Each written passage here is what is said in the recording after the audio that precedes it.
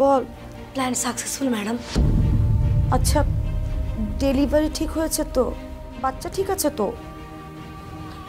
দেখ, তোকে বিশ্বাস করি কি তুই গুরু দায়িত্বভার আমি তোকে দিয়েছি। দেখে শরীরে আমি হাই পাওয়ারের পয়জন সিরিঞ্জ দিয়ে পুশ করে দিয়েছি। একটু পরেও সারা শরীরে রক্ত বিশ্বে বিষময় হয়ে উঠবে।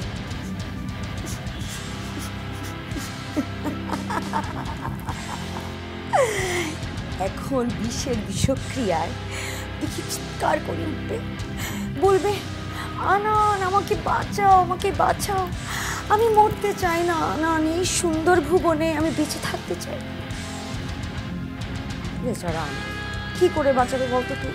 হ্যাঁ, ও তো অশ্রুর জলেই সিক্ত হয়ে যাবে। খালি তাকিয়ে তাকিয়ে দেখবে। বাচ্চাটা ঠিক থাকলেই হলো, মাকে আমি চাই না। আজ ফাইনালি দেখি নামক বিষ বৃক্ষটি নিজে বিষে বিষাক্ত হয়ে আপনার আর আনন্দ স্যারের জীবন থেকে চিরবিদায় নেবেন। আচ্ছা শোন, তুই বাচ্চাকে চোখে চোখে রাখবি, এটাই তোর কাজ। আমি এখন রাখি, রাতে ফিরবি।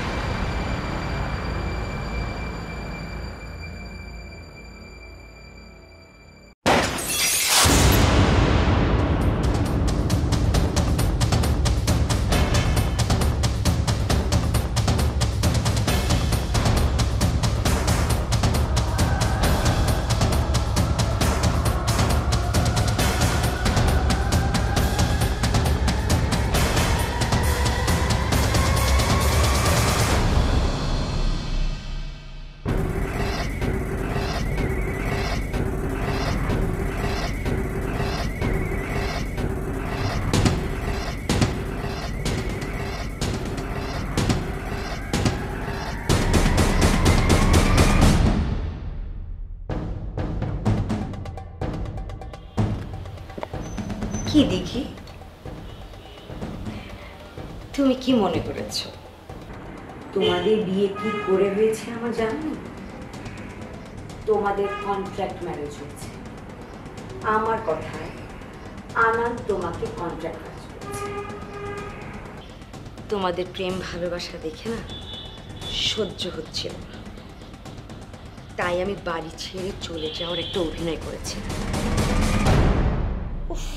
সারাক্ষণ এইদিকে সেদিকে তারা দেখো, কত কিছু, হ্যাঁ, জোকের মতো খালি আনানের পিছে লেগে থাকো। আমি কোনোভাবে ওর কাছে যেতে পারি না।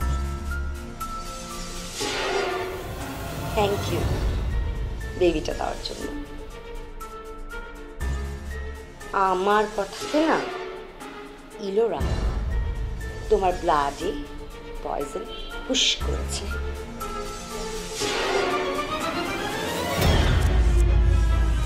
তোমার জন্য, তোমার জন্য, তোমার সুস্থতার জন্য আমি আমার আনন্দকে আমার সুস্থতার কথা জানাতে পারি। আমার পা হবে ভালো হয়ে গেল।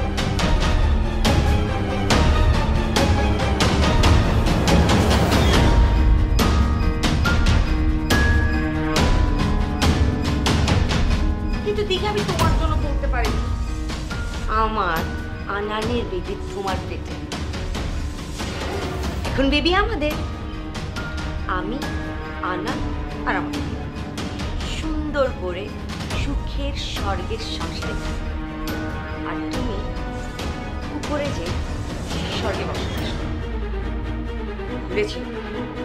আনান অনলি আমার, ও আমাকে ভালোবাসে, আমি আনানকে ভালোবাসি। তুমি কোথাও ছিলে না, যাও সরে।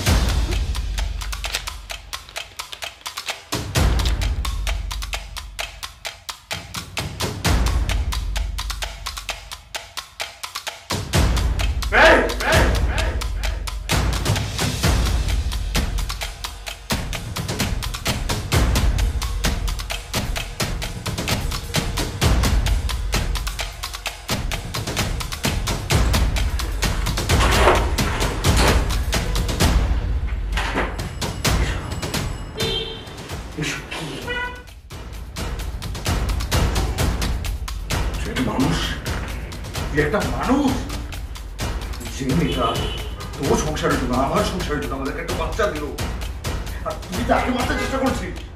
তুই একটা মানুষ, তোর মনে হয় তুই অ্যাক্টিং করিস, আমার সাথে অ্যাক্টিং করিস, তারপরে সিম্পে দিতে মানুষ করিস। চুপ!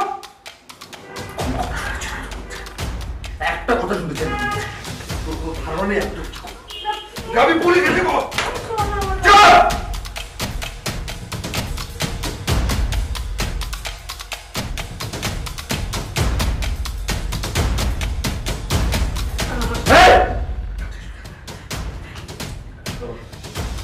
হ্যাঁ মিস্টার আনান, আপনি তাড়াতাড়ি ক্লিনিকে চলে আসুন। কে জানি দিঘির শরীরে পয়জন পুশ করেছে। আমি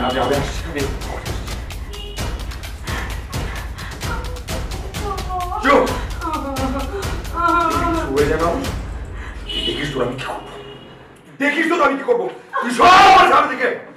প্লিজ আমার কথা একবার চলে যাও, প্লিজ আমার কথা একবার চলে যাও, কথা শোনো প্লিজ, প্লিজ আমার কথা।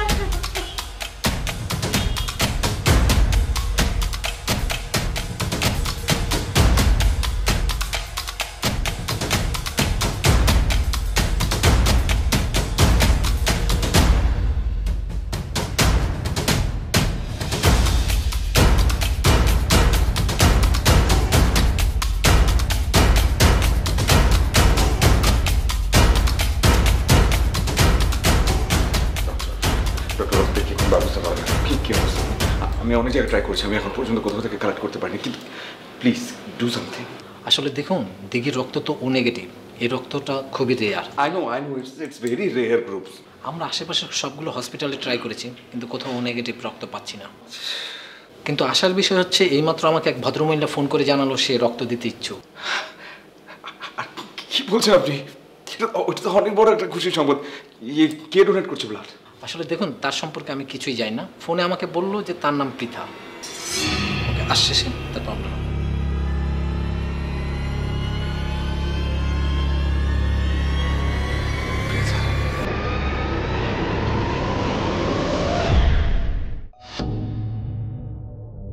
চলে যাও তুমি, এখন এই মুহূর্তে তুমি বাড়ি ছেড়ে চলে যাবে। আর যদি না যাও, আমি পুলিশ ডাকতে বাধ্য হব। তার দরকার পড়বে না, আমি স্বেচ্ছায় চলে যাচ্ছি। আপা, তোমার কোথাও যাওয়া হবে না।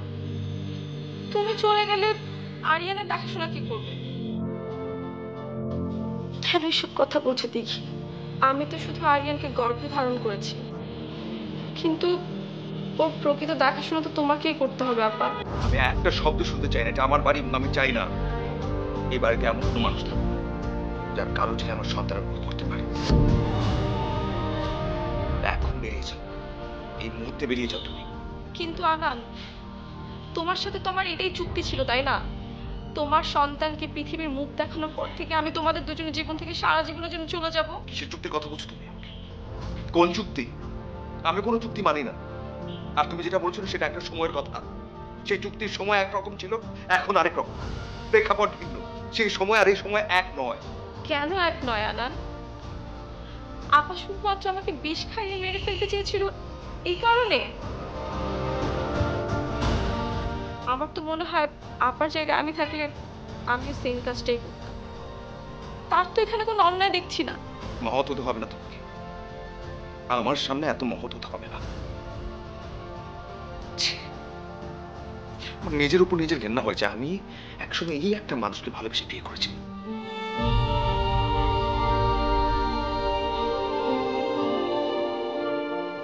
দেখি আনন্দ যা বলছে সব ঠিক, সব দোষ আমার। তোমাদের ভালোবাসা দেখতে দেখতে আমি পাগল হয়ে যাচ্ছিলাম একটা সময়। আমি ভাবলাম তোকে বিষ দিই। ভুল করেছি, অনেক বড় ভুল। আমাকে মাফ করে দিও বোন।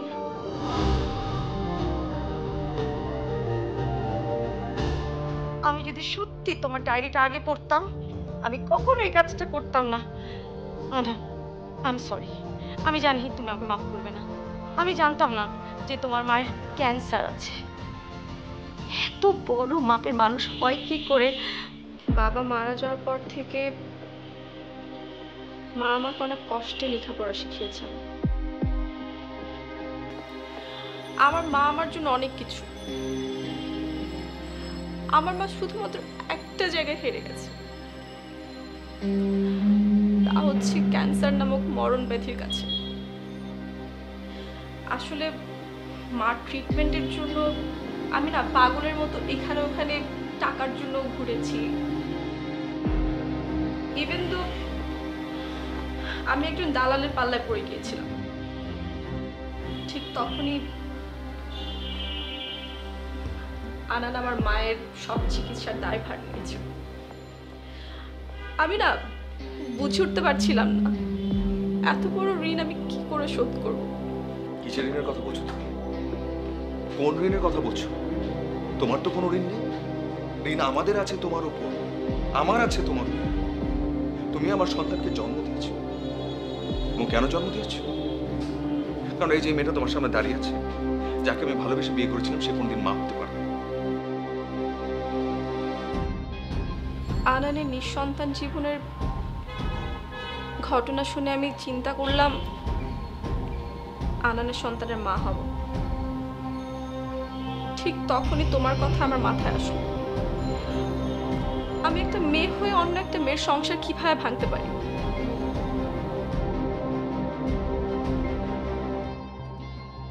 তাই আমি চুক্তি করলাম আনানের সন্তানকে আমি যেদিন পৃথিবীর মুখ দেখাবো তার পরের দিন আমি আনানকে ডিভোর্স দিয়ে তোমাদের জীবন থেকে সারা জীবনের জন্য চলে যাব। আর আজ সেদিন চলে এসছে। শোনো, আরে কথা শোনো। আরে কোথায় যাচ্ছ তুমি? আরে দাঁড়াও, আরে কি করছো এসব?